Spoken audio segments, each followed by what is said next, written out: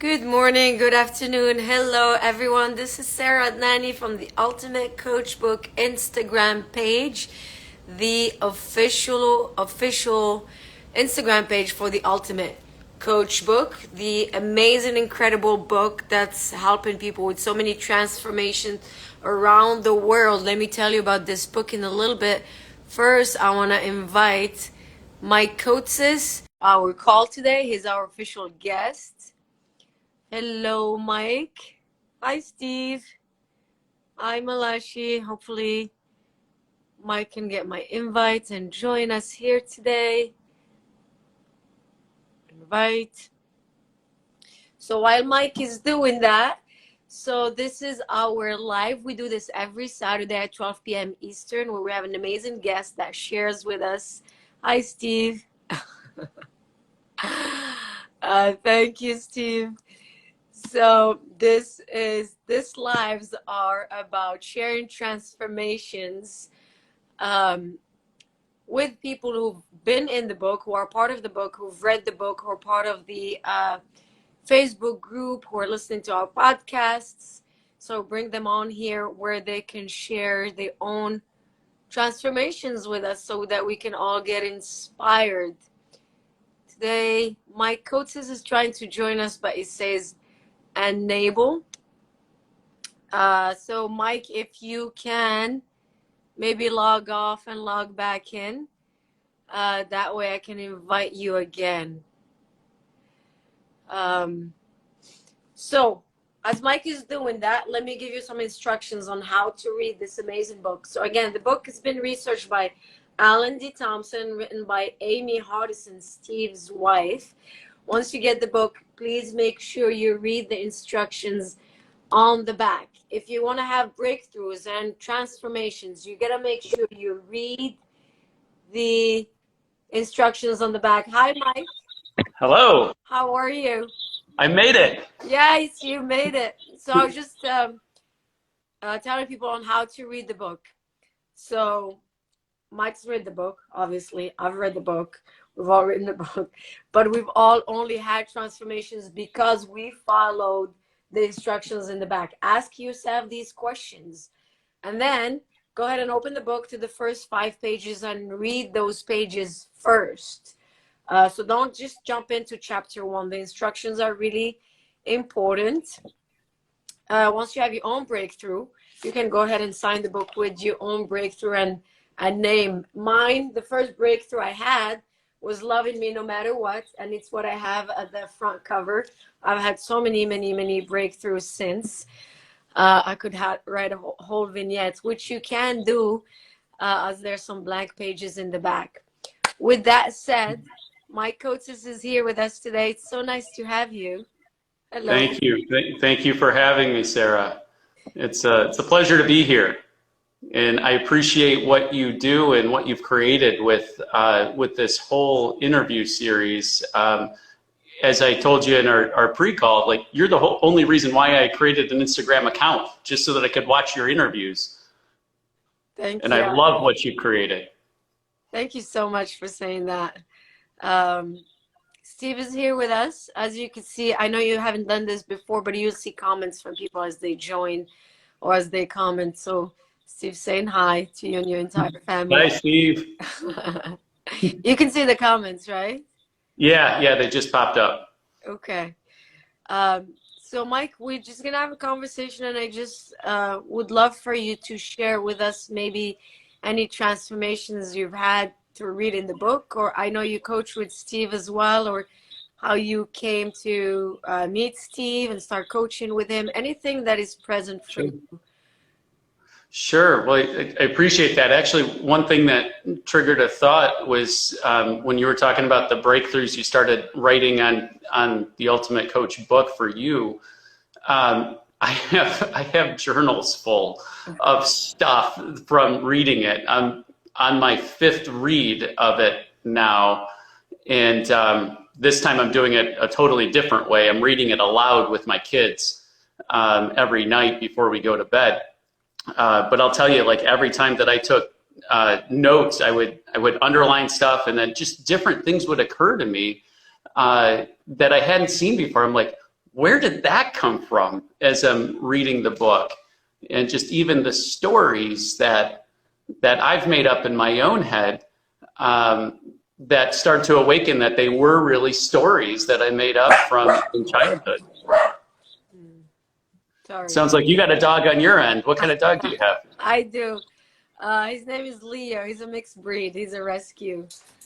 Oh, cool. Yeah. Sorry about that. No, it's all good. I've got this guy sitting next to me. Oh, Here's name? Teddy.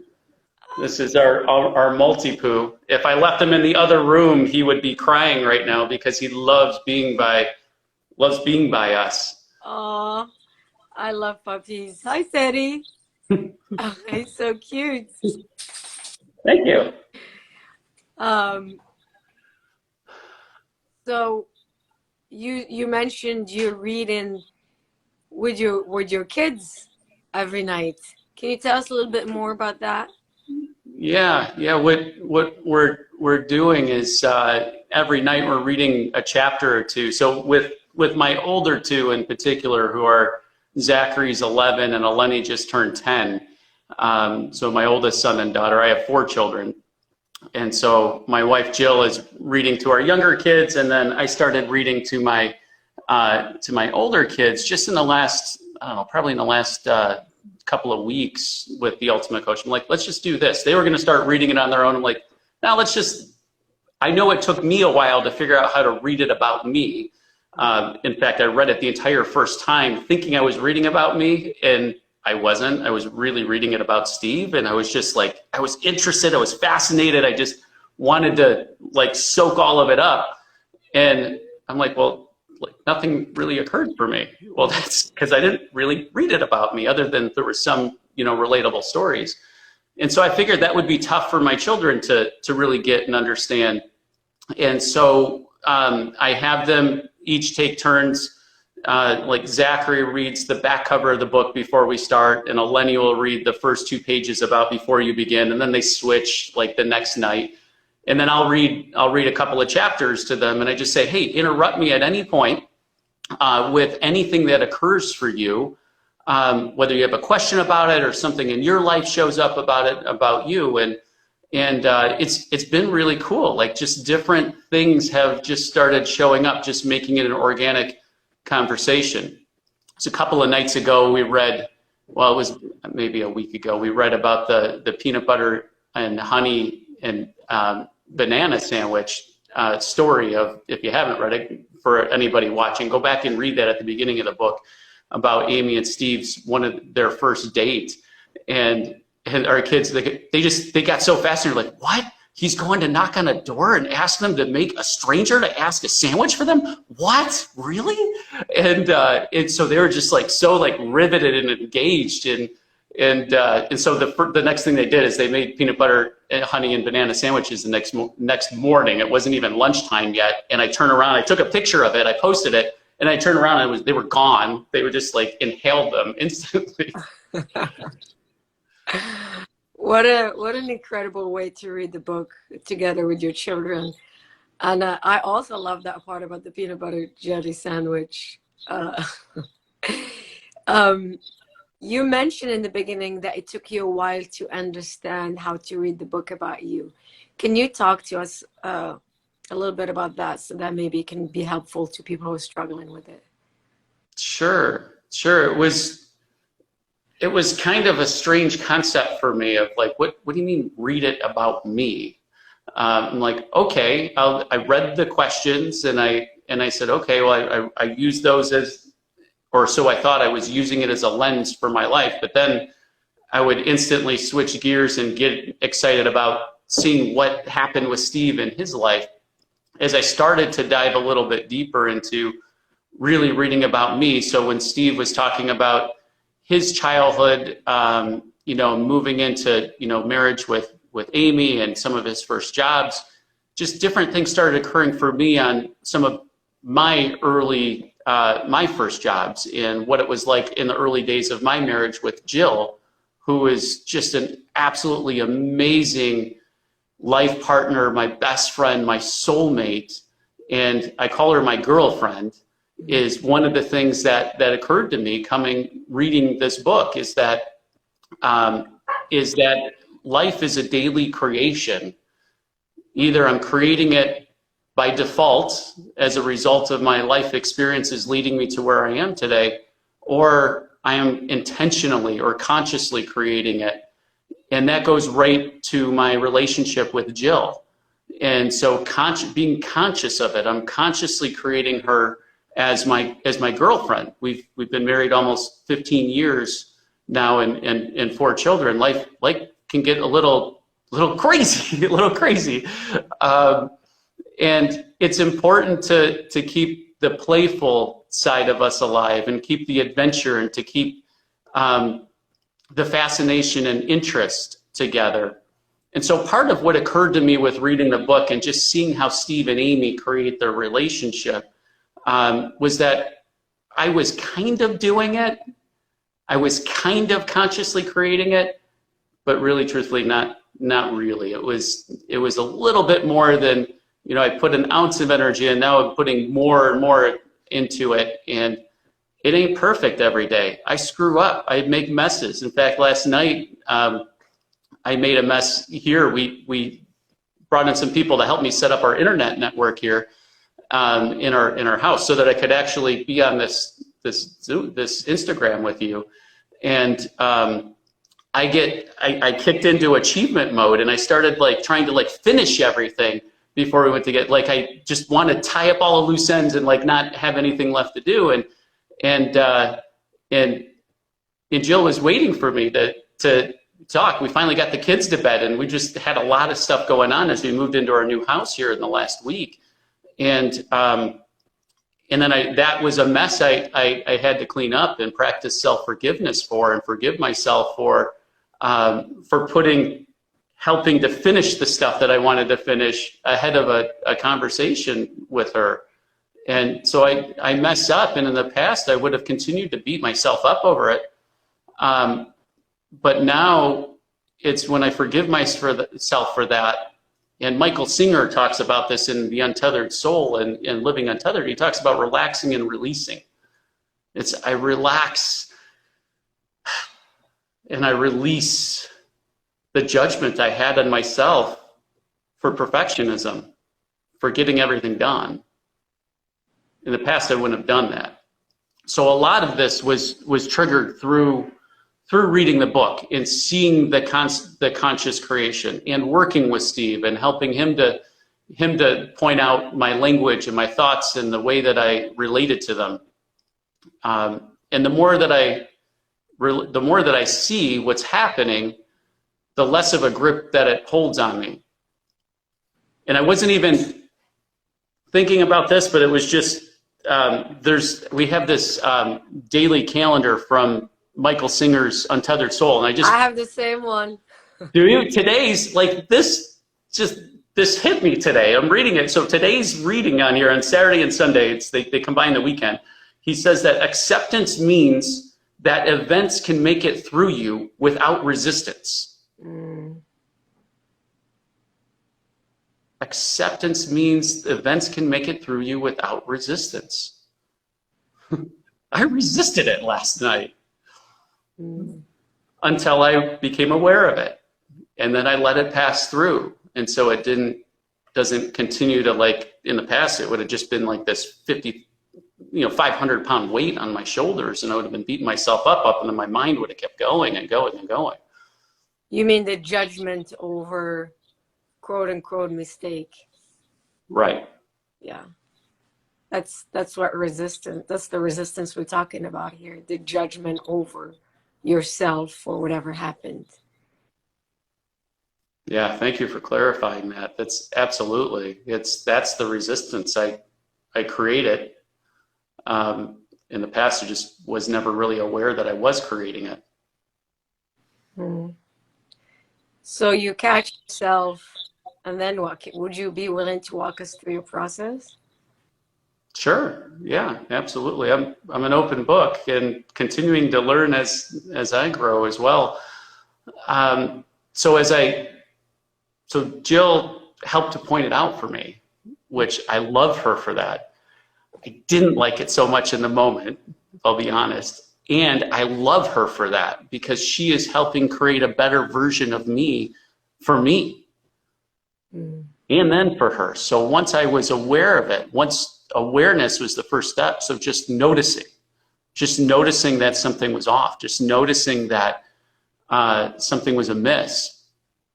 And once I notice it, I became aware of it, then I see my mind spinning on, creating like, well, what does this mean? What does that mean? What do I do with this? And I got quiet and I take a few deep breaths and I go,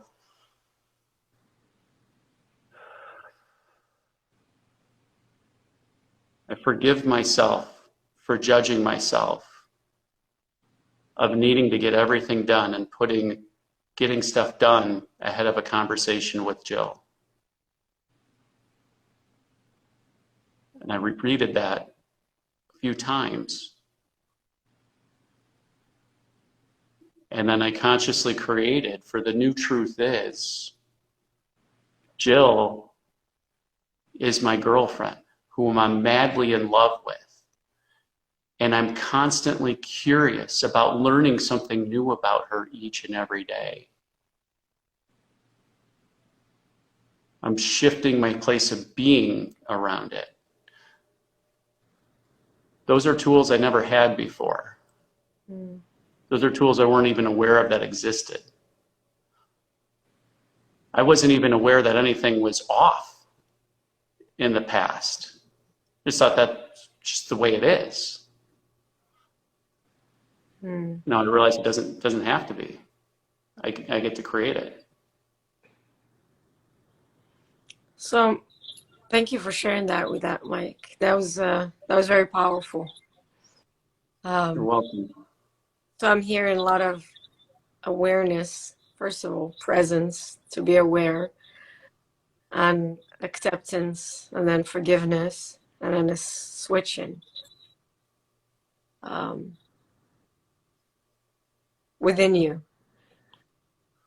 It's all within me. It's all 100% within me. Yeah. That's where my relationship with Jill lives. And when I think it doesn't, when I think it has something to do with her, it's really something to do with me. It's really something to do with me. It's really something to do with me having a judgment or having a need to get something right or having a desire of making something perfect. I'm not accepting what is. I'm not accepting the events that are happening. I want to make it however matches up in my mind, and that isn't always what happens out there. When I accept what's happening, the event is the event.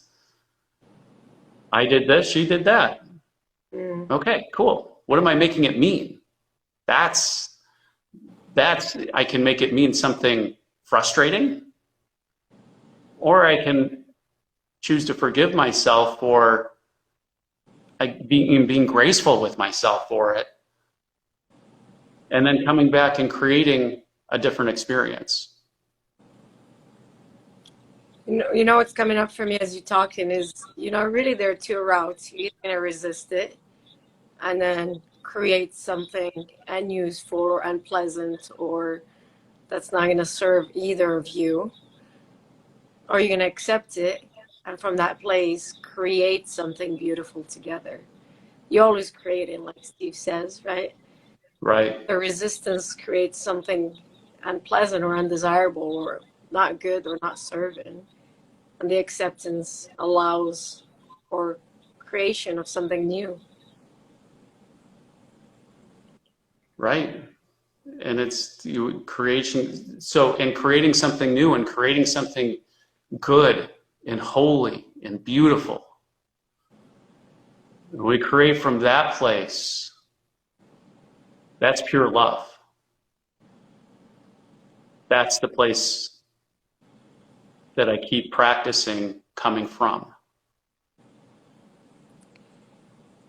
Tell us about how you got here, Mike. When did you meet Steve? How did you get to where you are today. If you're willing to share a little bit of that history. Yeah, absolutely. Gosh, where to start? Let me start here. What I think, rewind the clock about 15 years. So back in about 2006, 2007, when I first met Jill and we were married in 2007, we, we were newlyweds, creating our marriage. I was running my family's business in Southeast Detroit, food service distribution. I come from a big Greek family. We, sold food. My grandfather came over from Greece, and he would help distribute Greek Mediterranean foods to the Greek restaurants in the area. And he had a large family and put them all to work. And so my father and uncles ran the business. I came back to help them to retirement and to help turn the business around. And Jill worked with me for a few years at our family business, so we got to know each other in that way as well. And ultimately, we turned the business around and had my cousin take it over while I went to go start my new business, so working with entrepreneurs and leadership teams and helping them to take their companies to a whole new level and create a level of freedom that they'd never experienced, using a methodology called the entrepreneurial operating system. And as I created this new business, we started growing our family.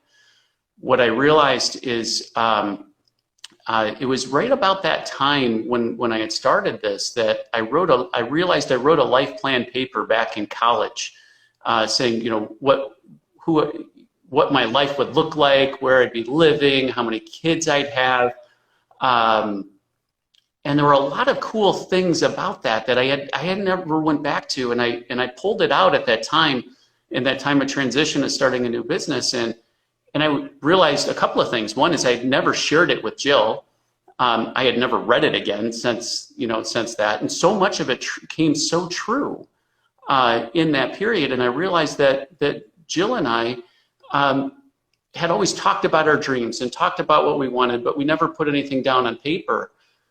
And we started doing that. We started looking at dreaming and putting it down on paper and getting very intentional about creating our lives, although I didn't use those words at that time.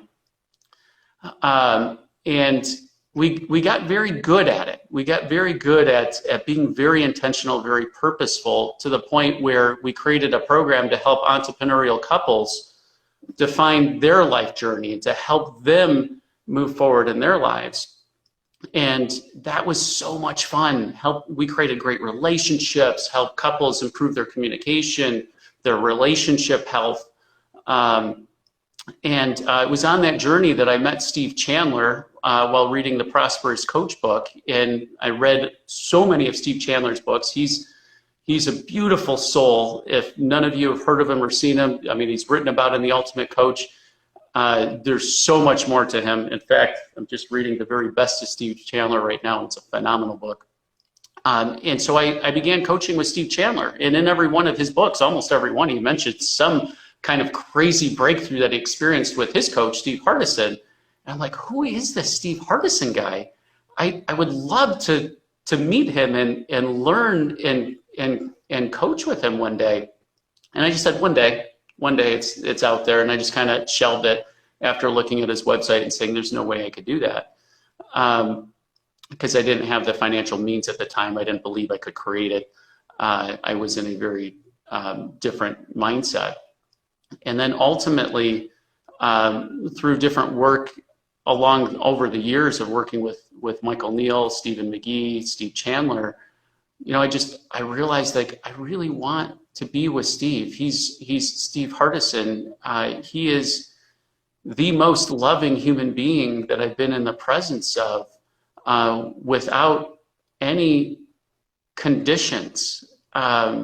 He sees through you and loves you for who you are and helps you to see the stories that you're telling yourself when you're not. And I began working with Steve last September. I'm in the middle of a 50-hour commitment that I go to Phoenix, Arizona roughly every other week to go see Steve. And it's really amazing. I never know what's going to happen. I never know what's going to happen. I never, yet it's always exactly what I need. And sometimes I can't even explain it. When I come home, I can't wait to talk to Jill about it. And she asks me, she loves to know all the details. And sometimes I just don't have the detail. I don't know. It's a feeling. It's a shift. It's a shift of energy. And so that's how I came to meet Steve and to ultimately work with him. And as I have, it's profoundly changed my life so much, working with him and then reading the book multiple times. I've read the book, like I said, I'm on my 5th time. And just helping others to realize that they already are free in their lives is really what I'm called to do. And helping people to realize they're free and create their family intentionally starts there. It starts there. It starts there. First, for me, it's my belief in God, my relationship with God, and then creating our family intentionally, and then business after that. Thank you for sharing that, Mike. What an incredible story. So you're no longer a part of your family's business. You're more focused on helping other families and couples right now. Is that correct? I do. I spend about 100 days a year with entrepreneurial leadership teams. So that's the helm of an organization, as well as one-on-one coaching with entrepreneurs, visionaries, and key leaders, and helping them to create freedom from within, both for their teams and their families. What does freedom mean to you? Freedom means it was a feeling, so I'm going to tell you, it's a feeling that I had after creating my document and realizing who I am without limitations, without judgments, without restrictions. Freedom means that's who I am in the purest form. It's one with God. It's being completely, ironically, using free in the definition of it. What does it mean for you? Freedom means, to me, being able to create without any of those limiting beliefs or walls. It's whenever I'm flowing. Like yesterday, I was painting, and it didn't have to look like anything, but to just be. So for me, that was a great sense of freedom, of painting, letting the brush take me where it wants to take me, where I become the tool that's used to express something. If I'm in my head, then I'm kind of stuck or tense, and I'm thinking too much about it, or what it needs to look like, or what it needs to feel like, or and then the creation kind of like just gets stuck. And I use painting, but that's true for everything else I do or I be. That's what freedom means to me. That's beautiful, Sarah. That's beautiful. You're painting your experience of life, whether it's on a canvas or just anything you do on a daily basis. Yeah. Sometimes we forget, or sometimes, thoughts are too fast. Sometimes we forget, but that's exactly why we go back to the self-forgiveness process and move on and accept, let in whatever needs to flow. The whole experience of being human. What does being human mean to you, Mike? Being human? Mm-hmm. For me, that means that, so first, I believe that that Jesus Christ is my Lord and Savior. He's fully God and fully man. And so I am made in his image. And so being human means that made in his image, I've got God within me, and I have the imperfect perfection of humanity, which means I screw up, I make mistakes. I am not the God. I am not God. I make mistakes. And how I treat myself is how I treat God. So for me, when I am kind and loving to myself, when I screw up and make mistakes as a human being, I restore myself back to my true nature, my true divine nature of being made in the living image of God. Mm. Thank you for sharing that. You know, as you were talking, in Arabic, a human being is insan. That's what it's. That's the word for it, Hmm. and it literally means the one who forgets. As in, you know, we forget, right? The whole human experience is we start by forgetting where we came from and who we are, and the whole journey is a journey of remembrance, and it's an ongoing practice of remembering who we are, where we come from, and the fact that we can create and that we're one with God. Yeah, that's beautiful. Yeah, that's the whole point of the journey.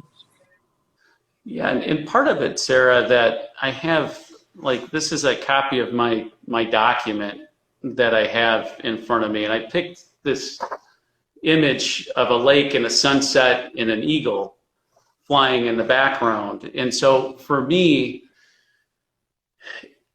it reminds me of an experience of just being completely calm and at ease and at peace. That ultimately I'm not in control of the circumstance or events that are happening. This is God's creation. And when I slow down enough, when I really, really slow down enough, I can see the beauty, the magnificence of God's creation in front of me. Mm. When I'm not seeing that, as you said before, I'm up in my head. I'm up in my analytical mind. I'm up in trying to control what's happening. Mm. And really, it's like there's so much divinity in everything in front of me. And that goes back to the previous question of freedom. It's really realizing the power and the beauty and the awe of what's in front of us. Mm. How has, you know, because we're talking about God and Jesus and just spirituality in general. Um, did you grow up in a religious family or I spiritual? did. Yeah. I did. I grew up, my parents raised me as a Greek Orthodox Christian, and we have a huge Greek family, as I mentioned. If you ever saw my Big Fat Greek Wedding movie, that's like our family. It's could have been filmed in our family. But yes, I did grow up in a religious family.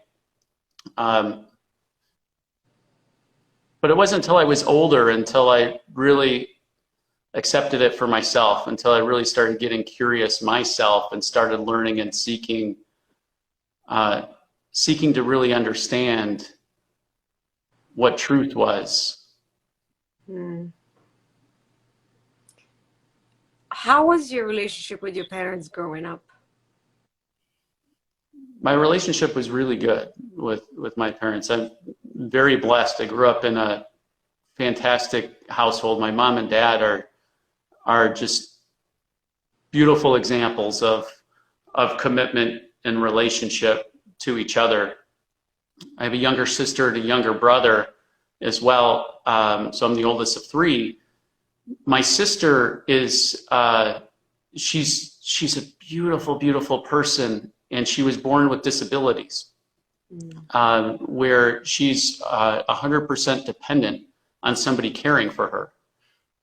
And so, and I look, you know, as I'm talking about this, what occurs for me is that one of the readings of The Ultimate Coach, this surfaced in a whole nother way for me about just such love and appreciation for my parents in them parenting and raising us. And I look back on it and I realize, oh my gosh, I don't feel like I missed out on anything. I don't feel like our lives were restricted at all. I knew that I always told myself the story that I had to be more responsible, being the oldest and helping to ease the burden for my parents.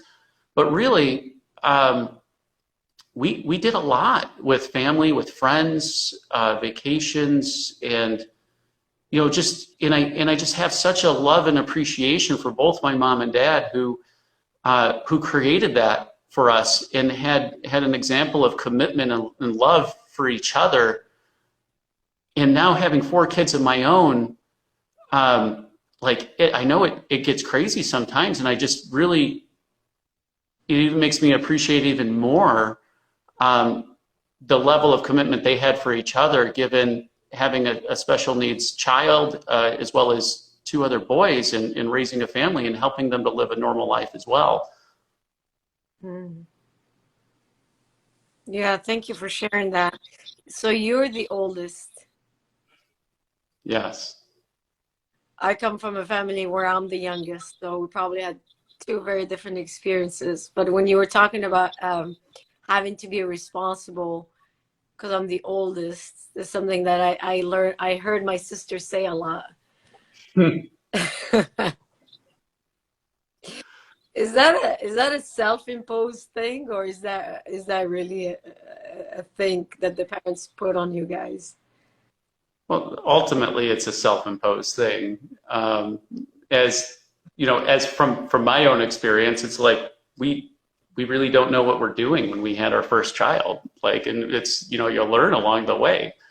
You know, it can be overprotective and careful and overbearing, and which I got to imagine most parents likely are. And so I created that story. That's another aha that I had through the Ultimate Coach book, and realizing that, you know, I always know and created myself as being very responsible, careful, calculated, and I didn't realize I was creating myself that way all that time. I didn't realize, I just thought it was something that happened, or was just the way I was. It was part of my identity. And as, you know, as the oldest, I had created that. And I forgave myself for that, because some of it really served me. And then there were parts of it that became very overbearing on there too. And so, you know, finding that right blend and realizing that I can change that creation.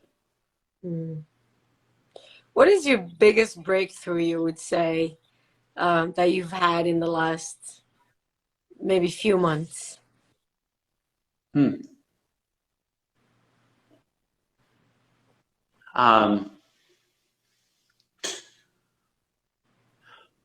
The biggest breakthrough is really creating this, my own creation of myself, helping my family to do the same. So helping my wife and each of my kids to experience the moment in front of them as purely as they can, and consciously create their place of being, has been really the biggest breakthrough, where each of my children, I've taken them through self-forgiveness and identifying judgments and frustrations, annoyances, irritations, and creating their own documents, and really creating their place of who they're being. Because a big part of this too is that our kids are now going to be homeschooled, or as we're calling it, soul school, where they are the curriculum. There is no curriculum. There's no formal curriculum that we're going to be using going forward, other than where their interests are, where their passions are, where they are. And so, you know, I can see the stories they make up inside of their heads. When, you know, somebody takes something from somebody else and we have a panic attack and everybody's like rolling on the floor crying. So for me, it's my growth edge of leaning into creating myself and learning to create myself continuously, and then being that example and helping my kids to do the same. With both Jill and I really focused and present with that daily. That's been the biggest. That's by far the biggest takeaway. And in fact, what I had here, I showed you my document. Here's an example of, here's my wife's, my beautiful truth. Got my son Zachary's right here. By the way, he created this. They picked all the images that they wanted behind it. He's got Da Vinci's work, and over here he's got a scarecrow. And they said, why did you pick this?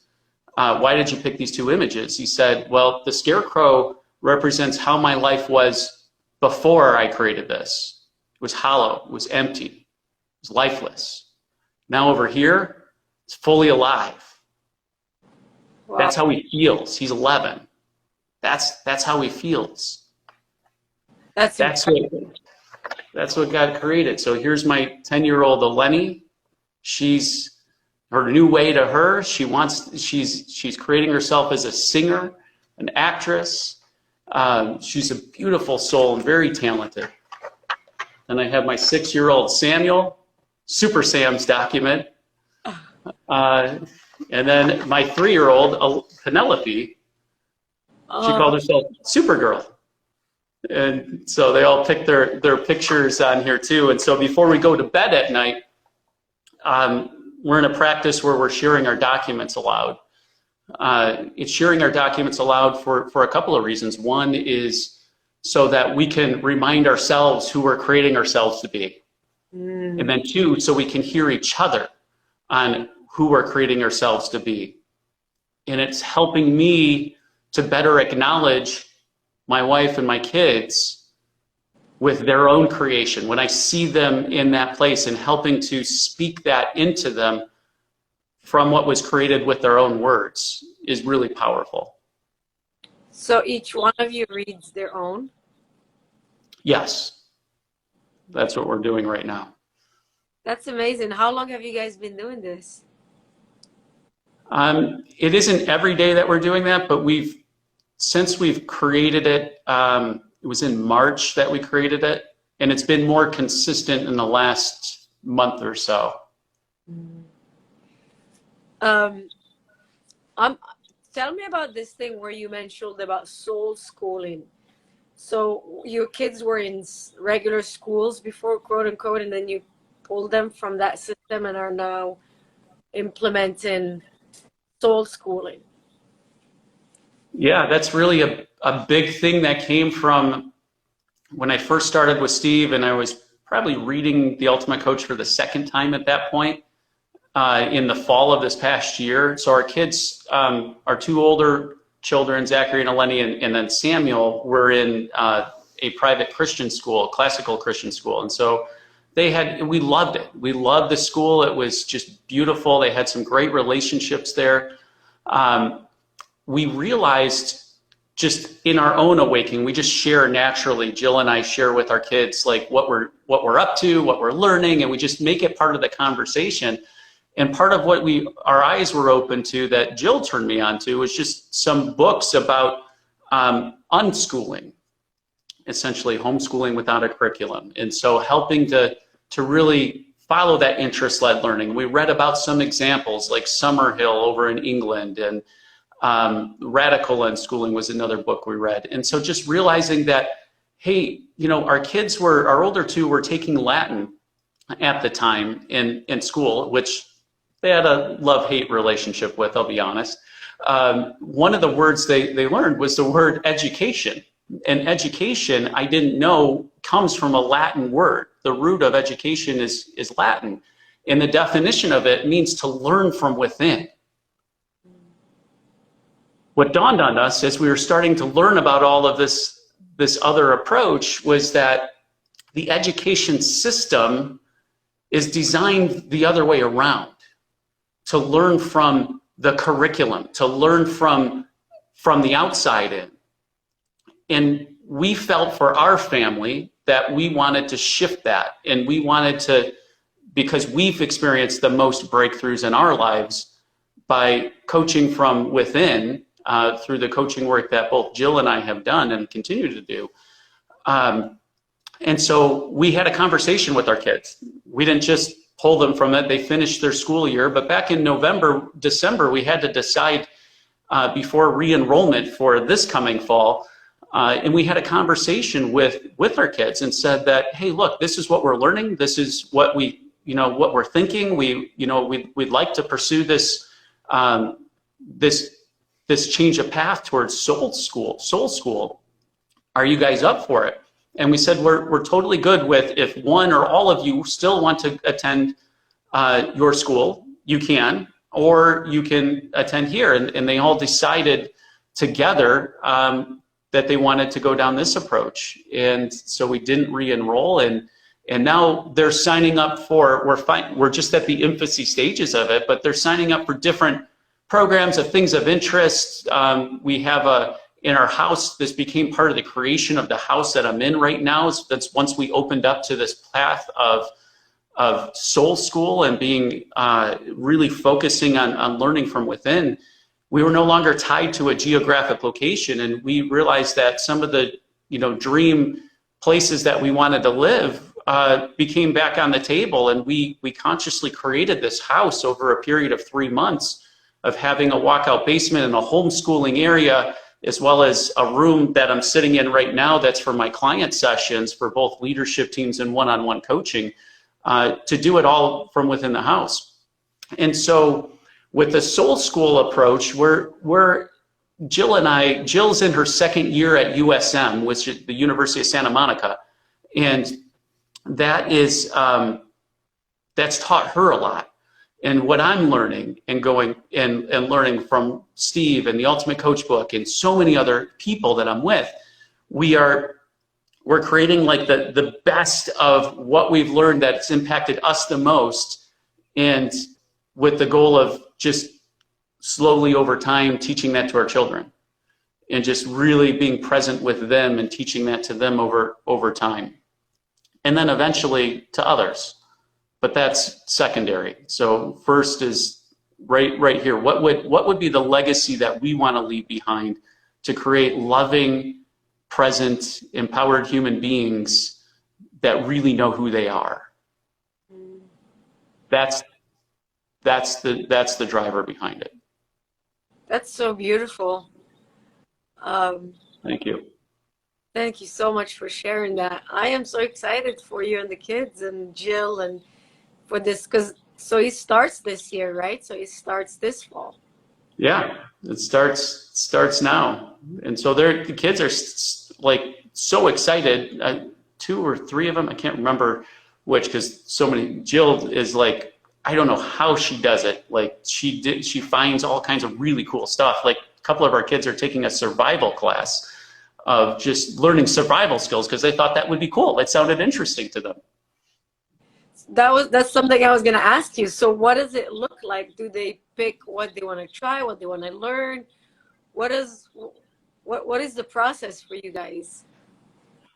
What we're creating it as we go, and so part of it is just exploring their interests. Like my daughter Adnani likes making slime and creating a slime business, and so she's like methodically, like she's learning about math to a whole nother level and costs and sales and all this other pieces. So we're following their interests. Like there's, a couple of our kids are big animal lovers. So they're going to take a class on that. There's sports. I think we just learned of a mountain biking group nearby. We've never done that, but my son Zachary is interested. And so we'll explore it. And so we're going to follow some of the explorations to see what they get committed to, what they explore with their interests. I don't know where it's going to lead, Sarah. I don't know what's going to happen. Like which is also in the past that would have caused me a lot of stress, not knowing that, not having it figured out. But now there's a beauty in that. There's a beauty in I don't have to know. There's no way for me to know. Like being here where we are right now as a family in what we created, we couldn't have known what this all would have looked like and felt like to the degree it is. It's better than what we could ever have imagined. And I know that's going to be true with the journey that we're on with Soul School as well. Yeah. You know, it can be so hard for us to wrap our head around something new like this, right? Because as you were talking, you know, I was noticing my thoughts are like, does that mean they get a high school degree or do they not? And they still go to college or not? You know, and like maybe. Right, as these thoughts are coming up for me, I'm like, does that even matter though? You know, maybe this is a whole different path. We're just so set on these, you know, rules of how it's supposed to go. You go to school, you get a high school degree, and you get a college degree. And so it's kind of like a path that we all have to follow. And if we're not, then something is wrong or something is not going to turn out okay. And which is all lies, right? Like this is a different path. It might be a better path for them, or it's just something new. Yeah. And they might go to school, like so it's an indefinite plan, yet we're taking it 1 year at a time. So, right. You know, they all could end up back in school. They all could go to college, or some might not do any of it. They might do their own things. And we're totally good with that. Jill and I both went through the traditional path. We both went to elementary school. We went to public school. She went to Michigan State. I went to Michigan, and I studied engineering. I studied industrial engineering. I don't do that at all anymore. That's, you know, it's a shift. It's like once I started uncovering what was true and real for me in my life, that's when I really started getting excited and energized. And I want to help our kids keep that childlike enthusiasm and curiosity that I had to go back and rediscover for myself. I think it would be easier if you don't lose it to begin with. And that's what we want to foster and encourage with them. Yeah. You know, we were talking about freedom earlier, and this is another definition of freedom, right? Free to be and free to look within and find what's interesting to you and what you want to do, without the fear of what if you don't follow the traditional path, what's going to happen to you? Because that's not even legit fear. It's just kind of following the herd. Right. This is awesome. I am so excited for your kids. Thank you, Sarah. Me too. We're excited to continue seeing life unfold and experience it as we go. One other piece that we're doing too, by the way, is that we knew that this moving into a new house was typically, you know, a stressful time for most, because you unearth everything that you own and then you just upset like everything in your life and you're moving it all. So we thought it'd be a perfect time to take singing lessons. And we began working with Julie Blake, who's taking us all through family voice lessons and helping to teach us how to sing. And my daughter Adnani is so talented, and she's learning a lot from it and learning technique. You know, I'm doing it partially for her and for all of us, because I realized that, you know, our thoughts about moving, figuring things out can bring us down and create stress. Singing does the opposite. Singing raises the vibrational energy of our being. It helps us to raise, so in the Bible and a lot of spiritual literature, the angels are always singing. The angels are always singing. We raise the vibrational energy of our being to a different place, which is especially important for me because I never carried a tune in my entire life, Sarah. I tried singing. I remember as a kid, it was always off tune. Still kind of is. I'm working on it. But I realized I was never taught. I never took lessons. So how could I expect to sing like anybody on the radio or anywhere else? I'm not trying to be a professional, but carry a tune and be able to sing a couple of songs, that could be pretty cool. And I'm just now discovering my voice in a whole new way through this journey. And And it's helping to raise that vibrational energy of our family, because I know that we all of a sudden get way more stuff done when we're up that higher state, and we create that place consciously and intentionally. Which most of the world would probably think we're a little nuts and crazy with what we're doing, but cool. Let them think that, because it's perfect for where we are right now. I love that. You know, I always wanted to sing. I can't sing either, but I've learned too recently that a lot of these things where we tell ourselves, "Oh, I can't do that. I'm not talented." A lot of it is actually learned.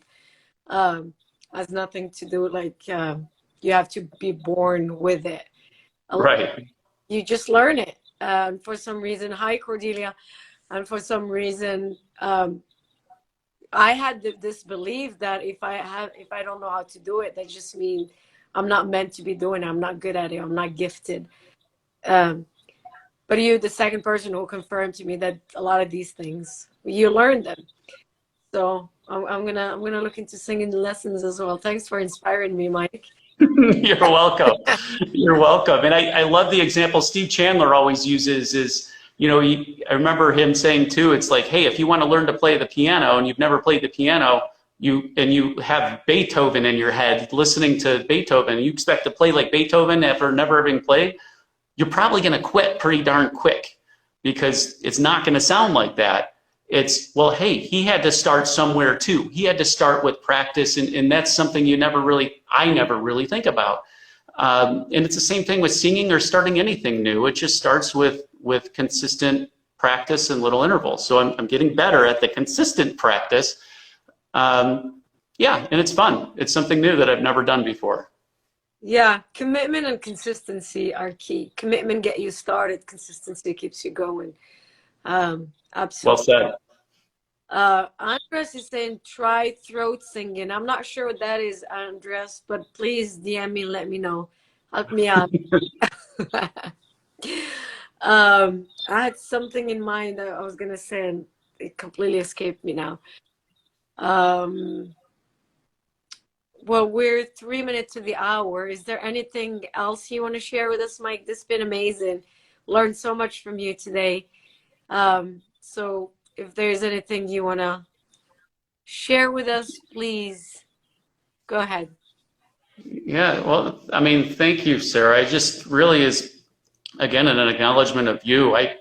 I didn't know what I was going to say coming into this too, and this has been a beautiful conversation. And you know, I love just the questions you pose throughout. Just got me thinking in a different way, caused different things to surface that were perfect for the moment that they were in. And I thank you for being you and doing these interviews and interviewing me today, and being gracious. And also, I want to thank you for your acknowledgement of developing a relationship, because this is the first time we've actually spoken since I made a mess a few months ago. Who had asked me to record a video of being for you, and what being meant to me. And I said, yeah, sure, I will. And that was in February. I remember it because we were skiing that weekend. I'm like, oh yeah, I'll do it on the way back up to our cabin, and I'll do it. And I'm like, now I want to get the words perfect, and I want to say them right, so I'll do it later. And I forgot.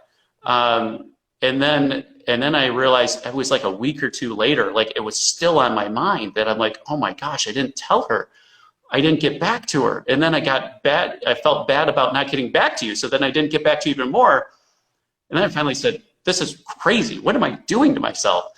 And I emailed you and just asked for your forgiveness. And you were so gracious. And as I was cleaning up my mess from not being my word at that moment, you were so gracious and just said, yeah, I accept it. And you posted it, and just so gracious to continue the relationship and to be here today. And I just acknowledge and appreciate the loving soul that you are.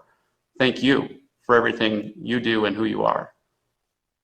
You're welcome, Mike. Thank you for seeing me. Thank you for acknowledging me. And thank you for reminding me of that story. That was very touching for me, because you're actually the only one who did that out of so many who made that commitment and stuck to it. So it meant a lot to me. And that was a good lesson for me as well on, you know, cleaning my mess. You got me thinking, is there someone I need to clean my mess with? So thank you, Mike. I appreciate you. I appreciate everything I've learned from you today. Soul schooling is a thing. You're going to be the one who started this trend, hashtag soul schooling. Thank you so much for sharing that with us. I just want to see if there are any comments in here from anybody. Hey, Dave. Hi, Sonia. Hi, Becca. Hi, Alyssa, Andreas. Hi, Steve. So can you see the comments? So Steve wrote, Mike, Jill, and their children will revolutionize education. The blessings that will flow will be beyond abundant. I believe you are seeing and interviewing a master. He and Jill are powerful. Absolutely. Thank you, Steve. So Andres is, because we're asking about throat singing. So that's what the Mongolians do. It sounds like a bear humming. It is fun. Actually, when you were talking earlier about, you know, how the angels are always singing, it's also like what you see in a lot of this religious or spiritual practices, a lot of repeating the mantras and a lot of, it's kind of like the same idea, right? To raise vibration through the throat. When I was in Asia, we did a lot of stuff like that. So it reminds me. Oh, cool. Yeah. Soul schooling. Hey, Cordelia. Okay. Cordelia likes my mind chatter. Yeah, it was like there was an awareness of, oh my gosh, there was a lot of that was exhausting. And then when I became aware that it was happening, I'm like, okay, this is silly. Like what am I doing to myself? It's insane. And I believe everybody does that. It's just whether we're aware of it or not. The sooner we become aware, the sooner we can let it go. Exactly. The sooner we remember, because it's always about that judgment. So thank you so much, Mike, for being with us today. I really enjoyed this conversation, learning so much from you, being in your presence. You are an absolutely master, like Steve just said. So thank you again for being with us. Thank you, everyone, for being with us here today. Again, this is all about the Ultimate Coach book. The Ultimate Coach book. Yes, the book written by Amy Hardison, researched by Alan D. Thompson. This is an absolutely incredible book. We have a Facebook group where we share a lot of our breakthroughs and transformations there. It's really an absolutely incredible community. We're almost up to 7,000 people. When we first started in December, I think it was only about 50 of us, and now we're about 7,000 people. Some incredible conversation happening there. Please join us. There's a link on the profile here on our Instagram page. If you don't know how to get there, just send us an invite and we'll go ahead and accept you. You do have to read the book, however, so that you can understand what we're talking about, what we're going through, and how we're upgrading our own being. Again, please DM if you have any questions. Next week, I would have Cordelia here with us. I'm super excited about that conversation as well. Have a great weekend, everybody. Mike, again, thanks for being here with me today. And thank you, everybody, for listening and joining us. Bye-bye. Thank you. Bye. Bye.